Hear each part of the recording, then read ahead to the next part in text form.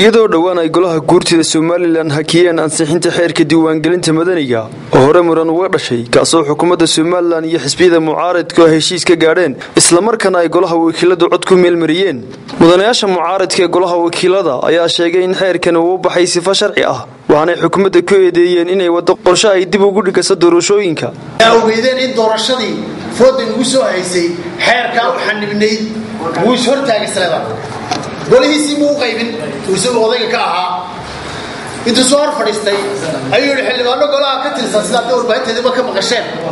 oo cabanaya ayaa noo yimid xildhibaanadaas waxay ka cabanayaan in leeyahay xeerka waxbaa qaldan loo soo celiya sidaas darteed geli mayno xeerkiie waxaynu isaga celinaynaa golihii wakiilada waa sharci darro wey odayaashii uu foofdaran habaabiyey aqalkii guurtida uu foofdaran habaabiyey qaladna uu ku sameeyey sharci xaqna uma lahayn inuu yidhaahdo cabasha nooga timid xubno golaha wakiilada ka mid ah isagu maxkamad baa sida cabashada ugu yimaada ma guddigii wuxuu noqday joogtada golaha wakiilada cabashada cidda loo keenaya waa annaga wey gudba ku fadhiyo kursi ka weyn ku socdaa aanu ka sii lexe jeclaysanayn doorashada in la qabtana uu diyaar u yahay carruurtaa garanaysaa sabigaa garanaya maanta inay marmarsiya ka dhigtaan oo yidhaahdaan cabdiraxmaan baa diidan oo diidanoo dabada hayaa dee keenana caddayntu ku diidayey horsiishirkii sharci ayuu xeerkani maray wax lagu darsaday iyo qalad ku dhex jira oo golahan ka baxay midna ma jiro erayaday sheegayaan iyo qodobaday sheegayaanna dee xeerka dood baa laga galay dood baa laga qabtay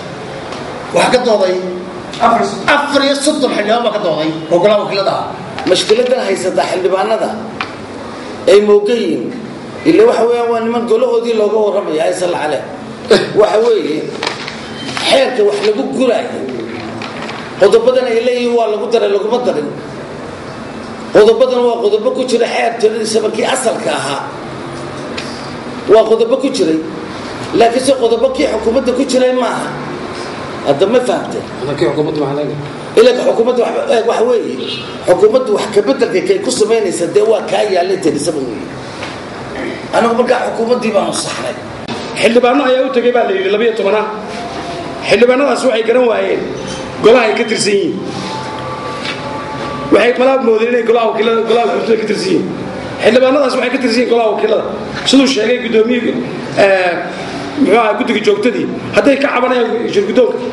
dee hab procedure wax wadaan baa jira laakiin intay u tagaan golaha guurtida inay yidhaahdaan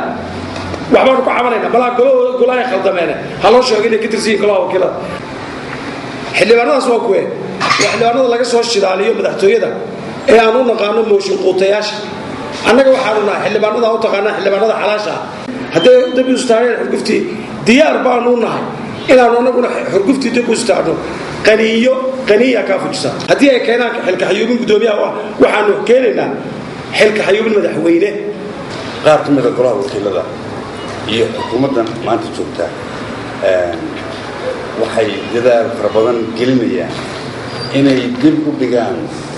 inay qabsoonto diiwaangelintii codbixiyayaasha si ay doorashadu u dhacdo xilligeedii oo ku aadan 26 Juun 2015 xeerkan ayaa hore muran ugu dhexmaray xukuumadda Somaliland iyo xisbiyada mucaaradka waxaana ay arintani noqonaysaa khilaafkii labaad ee ka dhashay xeerkani Khalid Xabsi Kalsan TV Hargeysa